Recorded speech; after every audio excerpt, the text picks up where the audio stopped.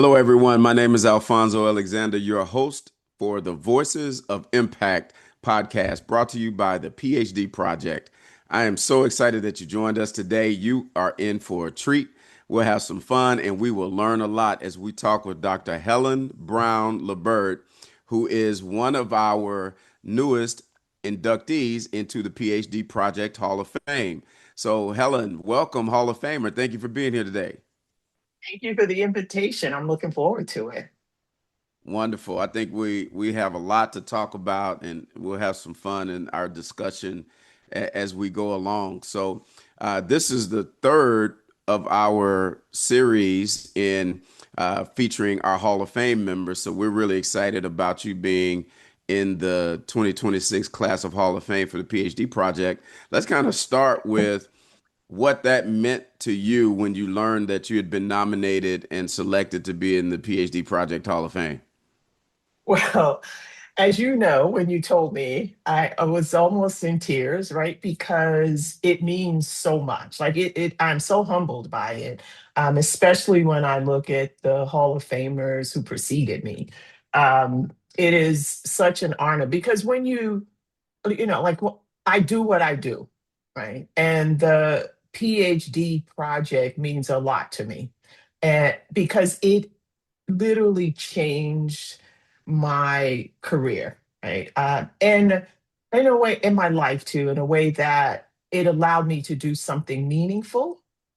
And that was so important because when the PhD project was sending out, these flyers saying, hey, think about getting your PhD, I always entertained it. And it took me a little while to act on it, but I Mhm. eventually did. And it allows me to do research and all that other good stuff that I do enjoy most times. But it also allows me to have impact, right? That matters. And and I don't ever want to see the PhD project flounder or it goes away. And so I always want to be, an integral part of advancing the mission of the PhD project. So to be inducted was such an honor and not something you expect or you think you should have, but the fact that people recognize and appreciate what you do is always important. Absolutely. Thank you. And we're so excited about you and appreciate all the work that you've done and the support that you've given so many PhD project members that it is extremely helpful. And we're really proud that that you were nominated and selected by your peers to be in this class of Hall of Famers. So again, congratulations. Let's Thank talk you. Thank about you.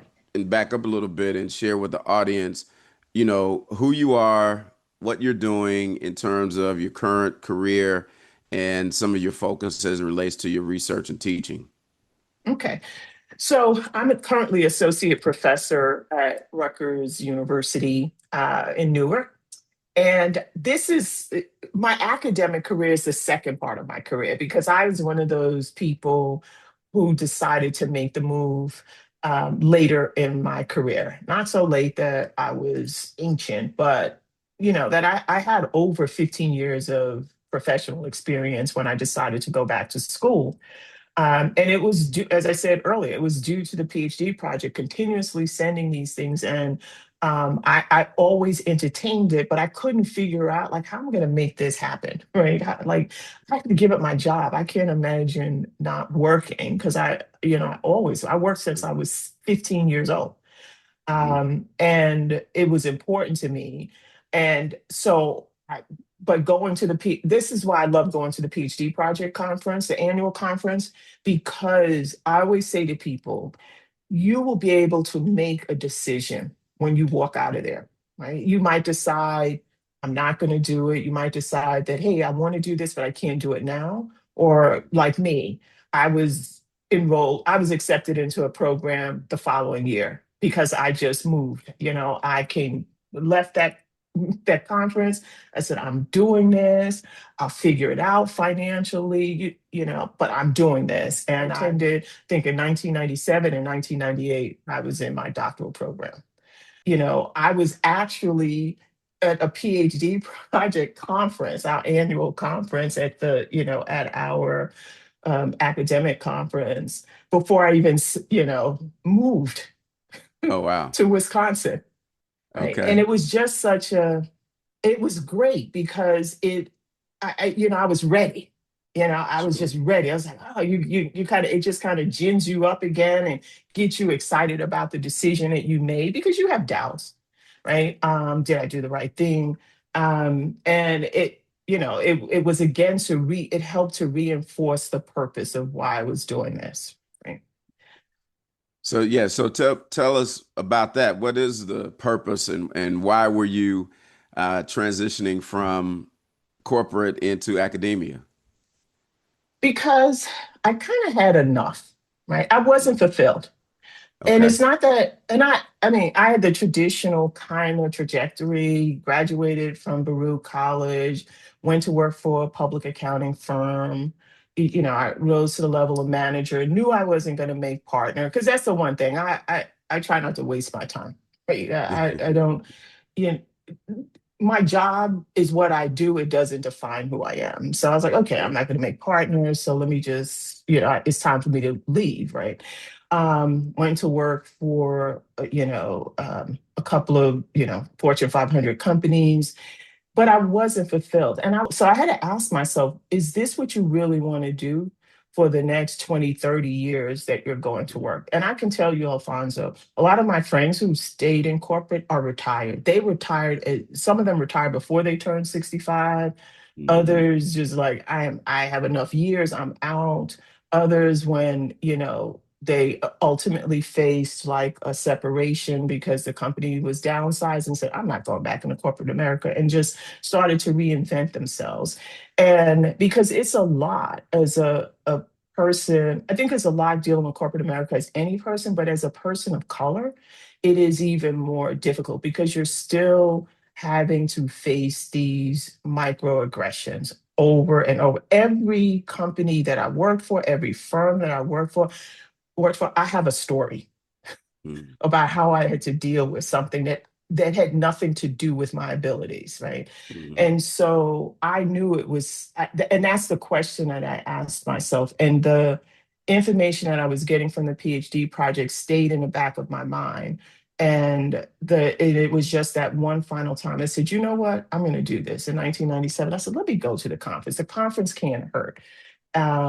I'll figure out a way, if need be, financially. And so at that point, I just said, I'm done with this corporate America thing.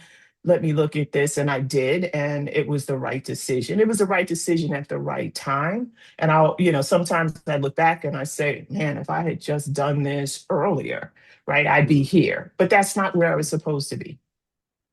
Yeah, and sometimes you don't know what you don't want to do until you get some Right. exposure to it, and you find that it may Exactly. be a little bit different than what you expected. I know Hmm. that personally myself. So a lot of times, coach people from a career standpoint when they're in Hmm. transition on how to look at some of these things. So that's very fascinating. Appreciate you sharing that with us. So what are you focusing on now in terms of your research and your teaching? I know you've been over the years doing a lot of very interesting research. Talk to us a little bit about some of your work now. Yeah. So my research is obviously around, I didn't stray too far from what I know, which is auditing. So Right. that's the course that I teach, and I have taught since I've been in the academy. And I now with technology, right, and the firms, companies recognizing the importance of integrating technology into the for auditing into the audit process.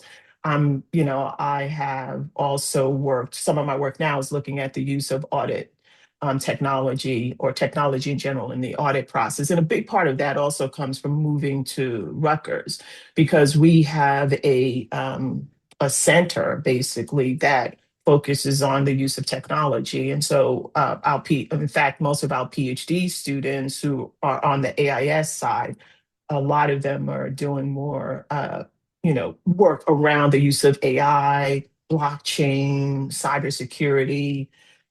just a lot of interesting stuff. And we also, through the car lab, work with companies. And so the focus is on making my research practical, right? I don't want to just ask a question because, oh, that sounds interesting to me. What's the impact? Like, what do we learn from it? Not only as academics, but what do we give to the profession? And I feel like in accounting for a long time, our research, not that it wasn't relevant, but was it as relevant as it needed to be for for firms, for the accounting profession? Like I think a lot of the other disciplines, marketing, management, a lot of the research that they do, I think is important. It informs practice. Hmm. And I think that's important for us to do, for us to be able to inform practice. And you'll see that the accounting academy realizes that, because we also have journals now Right. that are where we say to our accounting researchers, hey, maybe consider publishing in this journal, which has more. You might have done this big research study, but now can you break it down so that and demonstrate how it has practicality or how it has practice implications, and publish it in this journal, right? Accounting Horizons is an example of a journal that has gotten back to, mirroring, combining research that has practical implications, rigorous research that has practical implications. So the stuff that I'm looking at now, like I have a study that I did with one of my PhD students who's now at the University of Florida. She came in again. This is the what I think we bring when we have this practice experience. So she came in from one of the big four firms. She worked as an IT auditor. So she came in knowing, like, what it was about 6 years ago, that she was interested in AI and Got it. in the application of AI to the audit process. And so one of the papers she started working on that was essentially became a part of her dissertation was the ethical implications of AI in auditing. And that's what we Hmm. were looking at. Like, okay, AI is great, it's not going away, but we have to think about auditing is somewhat unique, right? We have independence issues that's important. We have auditors have to be skeptical, engage in critical assessment of information and evidence. And so, given the power of AI, especially as we start to see agentic AI and generative AI, right? We have to ensure that we never move away from that. And so, we early on we worked on this paper that's published in the Journal of Business Ethics, on the ethical and practical implications of using AI in auditing, and talked about it along those lines. Like when you have these different types of AI capability, what are some of the ethical concerns that we have to make sure we address in Yeah. using these systems, and not moving away from the fact that the auditor judgment and decision making serves as the behavioral control mechanism. We always Yeah. have to have professional skepticism. We always have to exercise professional judgment. And that's important for us as academics, and how we prepare our students to be in this environment, as Hmm. well as for firms in terms of training their staff around the use of AI. Because, AI can give you this pretty picture, right? It'll give you a memo, or that sounds, or a write-up that sounds like, oh my gosh, this is great, Hmm. but you have to trust but verify. Right? Right. We Right. don't want to say don't use AI, but trust Right. but verify. You can't turn over your judgment to AI. Your judgment has to Right. remain, in the forefront of it. And I really enjoyed working on that paper, because it was different from what I done in the past, where I've done audit judgment and decision making experimental research, right, where you manipulate some variables and get auditors to answer it under the different conditions.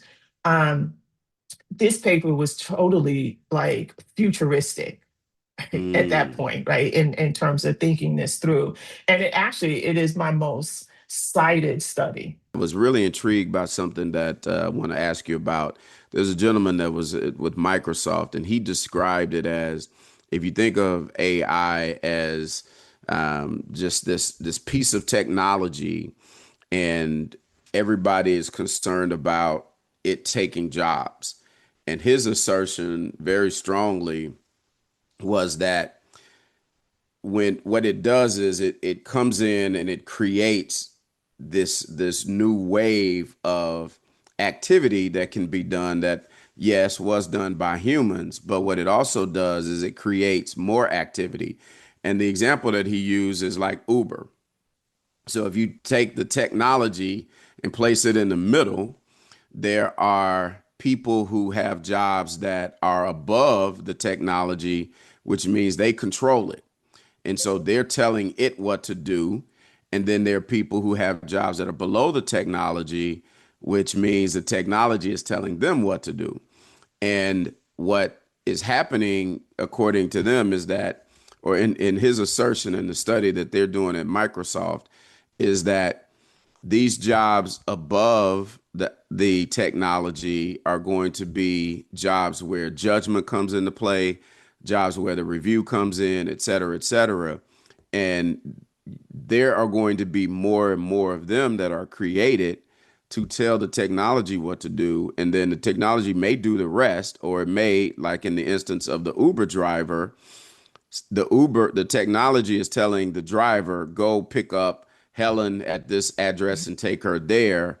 But somebody is writing the programming, creating the logic models, etc., that's telling that technology what to do, and also making sure the safety guards and all those kinds of things Hmm. are in place.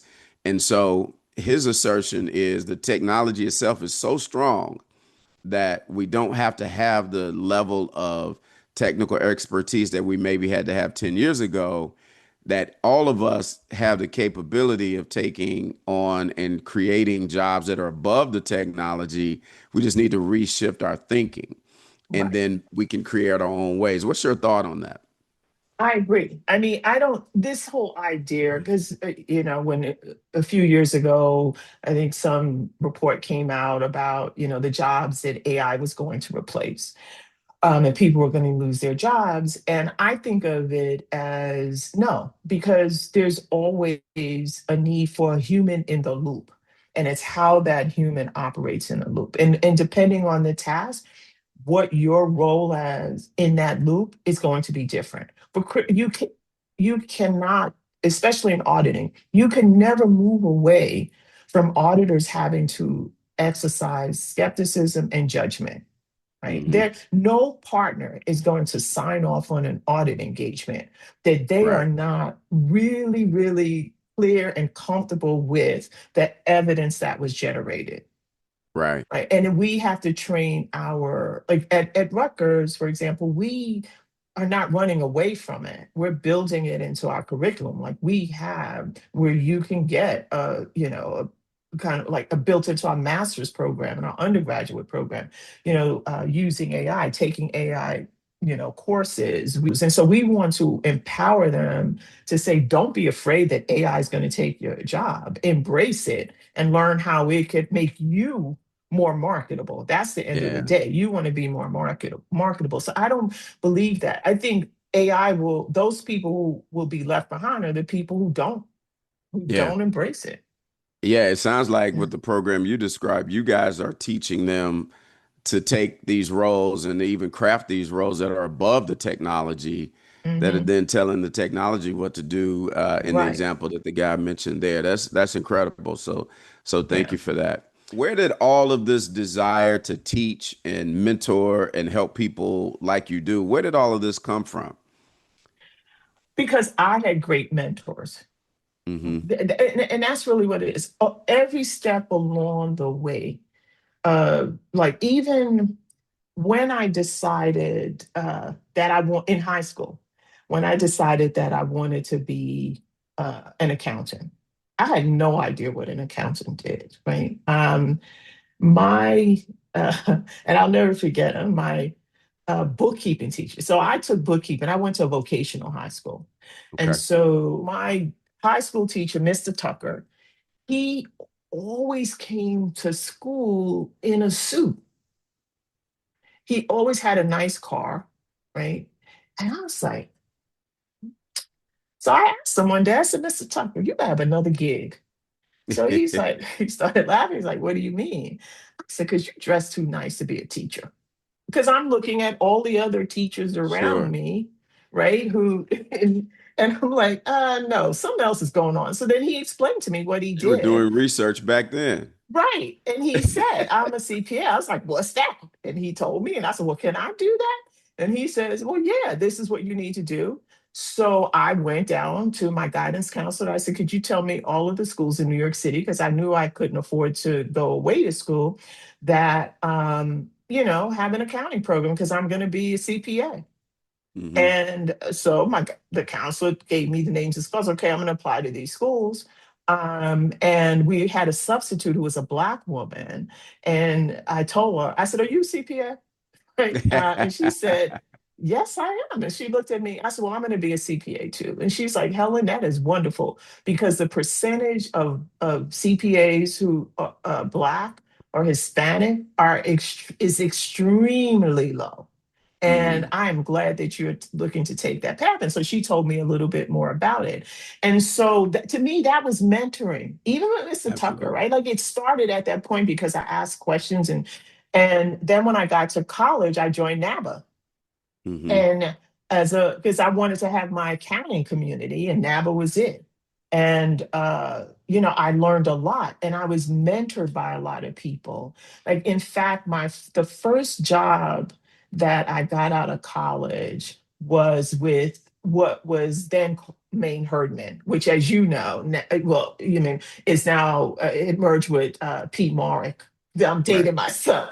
When I graduated from college, it was the Big Eight, right? Uh-huh. And Bill Aiken, William Aiken, was a partner at Maine Herdman at the time, and through NABA, we used to have what we called these student nights, where it was like professional development for students, and it was all of the NABA chapters in the New York City area, which we had about five or something like that. And Bill Aiken was a partner, and he was going to do a mock, interview. And Right. so he said I was at the time vice president of the Baruch chapter of NABA, and he said, I would like it to be a person who's on the job market, right? Who's looking for a job. And so the president said, well, Helen, you're vice president. You should do this. You're on the job market. You don't have a job. So I was like, I'm not doing that.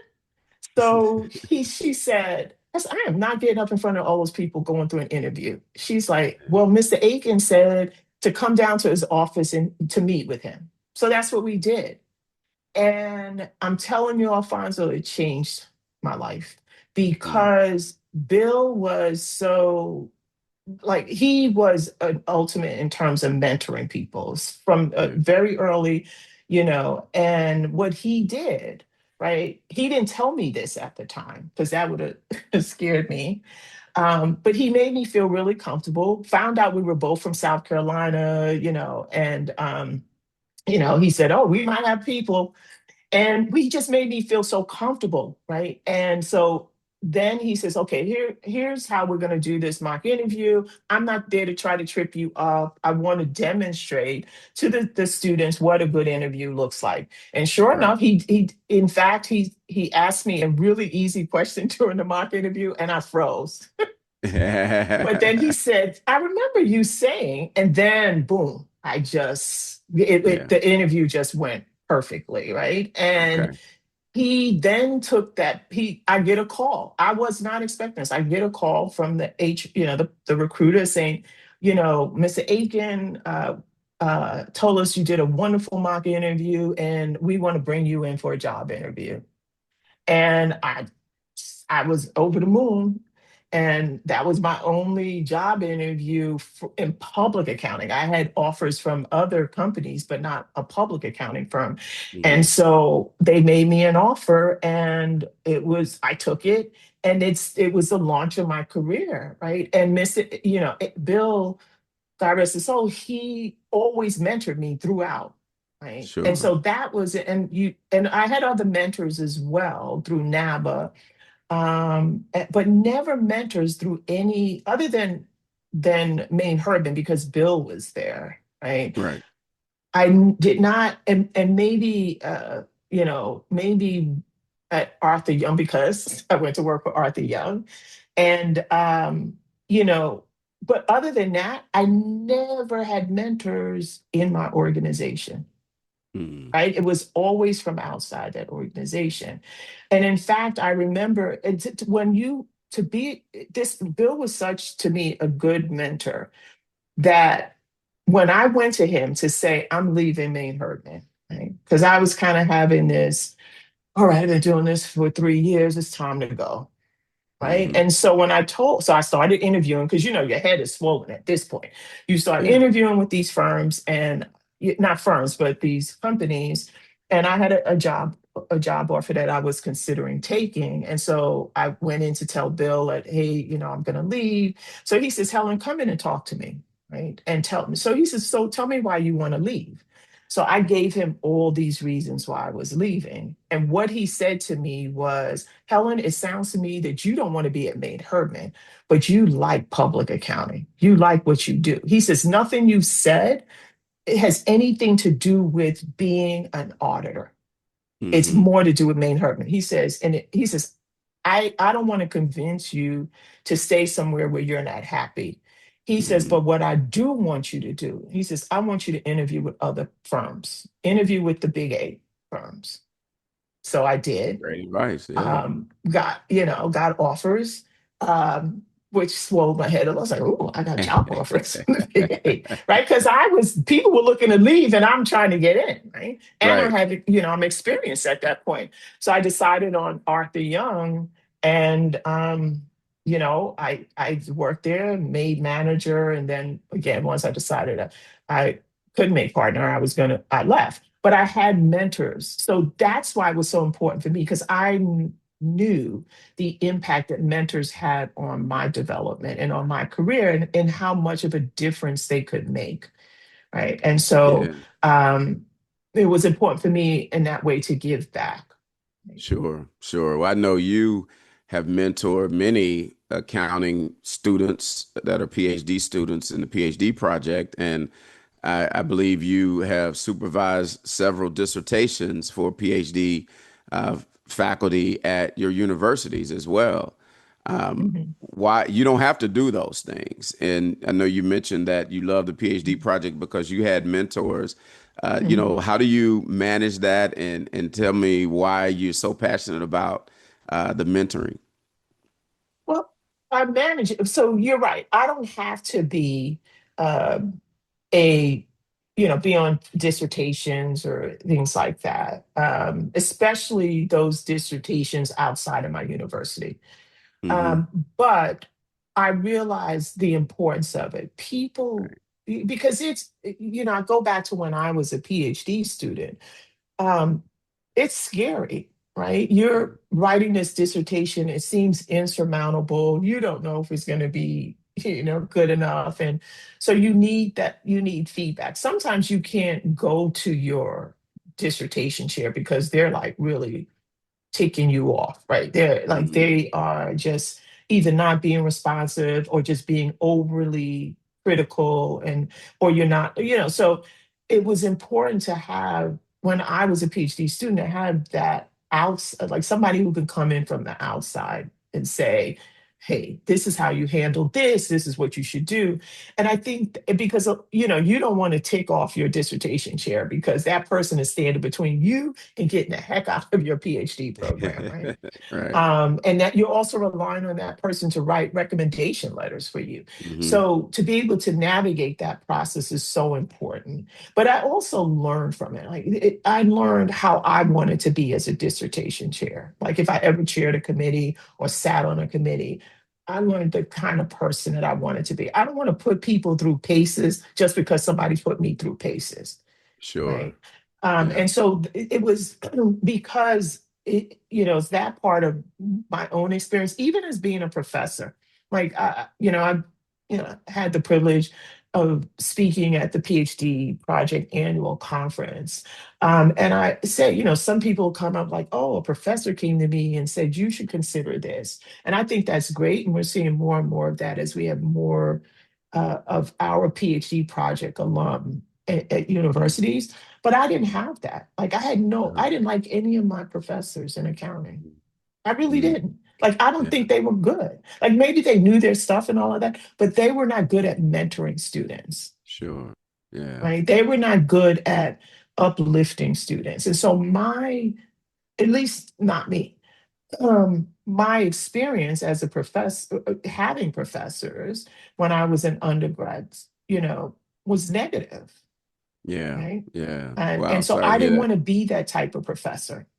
Hmm. Yeah, so that's good. That negative experience helped motivate you Hmm. to be better than what you experience, and it shows in all of the volunteer effort that you put into not only at your own university but in helping others and so much through the PhD project. As we get ready to close, I wonder if you would share advice that you feel like is valuable advice for any PhD student to hear that will help them kind of refocus and reset as they continue to go through their program and face adversity. So the one thing that I would say, and I do say to PhD students, you, when the day you walk in your program, you are preparing your career as an academic. You're preparing for your career as an academic, and you have to don't you we are. I think our students. When I say our students, our PhD project students are probably students who worked in corporate America for a little bit, right? They have more experience than I would think the average Hmm. non-PhD project student. And what I say to them is remember the lessons you learned in corporate America because you're going to need, just don't get caught up and that, oh, I get to do what I want to do and this, that, and the other. By no means. The politics that are involved in the academy are no different than politics. They're politics nonetheless, right? They might look a little different, but they're Hmm. still politics. And you have to learn it. You have to speak up, right? You have to, like I say to students also, do not go and hang out with your friends when you go to conferences. You have the and we had an advantage as PhD project alum because the PhD project paid for us to go to our academy's conference every year. Hmm. Use that. Right. That's a benefit, Yeah. right? Volunteer to present papers or discuss papers. Make yourself visible. You can talk to your friends later. When you're in Right. that environment, you're selling yourself, right? What you're That's doing, right. you're gathering knowledge, getting to know people. Like I remember Bill Kinney said to me one time, he says, "You haven't graduated yet?" I'm like, Bill, I've only been in my program for 3 years, right? But he saw me all the time. So he Sure. just assumed that I had graduated. Yeah. I'm like, no, I haven't finished yet because it's only Right. been about 3 years. Yeah. No, that's Right? awesome. No, I think that's tremendous advice. You have to take advantage of those opportunities Yeah. because those are sometimes once in a lifetime interactions that you have with Hmm. people that can really make a significant impact on your career. So that's phenomenal. Right. Helen, I You have want to to show up. Yeah. Sure, sure. I want to again congratulate you on being selected for the PhD Project Hall of Fame. And thank you so very much for sharing with us today. You've given us some nuggets and some jewels to think about as a part of this conversation. And I also appreciate all that you do for our organization. So thank you so very much for being here. And if you have any closing comments, now's the time to share My closing comments it. are that first of all, thank you for inviting me to be on this podcast. I appreciate it. But my closing comments are for anyone that's listening who listens to this podcast. The PhD project is so important and vital to the academy, right? And it's important to support the work that the PhD project is doing. This is not about favoring one group over another, right? This is about expanding the academy. Because here's the deal, Alfonso.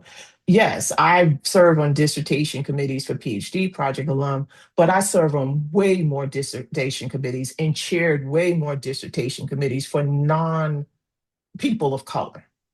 Mm-hmm. Okay. Mm-hmm. So that's, I Mm-hmm. don't say, okay, well, are you black? Are you Hispanic? Okay, then I could be on your committee. I never say that. Right. Sure. And so that's the importance, right? And Yep. also the expertise and experience that I bring to the classroom or to those discussions, I believe is important. And so I think that's where you see that the impact of the PhD project is far greater than I think we get credit for. I completely agree. And it's because of people like you. So thank you for all that you do. And thank you for working with all students that need opportunities and not just ours. That's so greatly appreciated and missed by people who don't know our organization well. So thank you so Exactly. much for that and all that you do.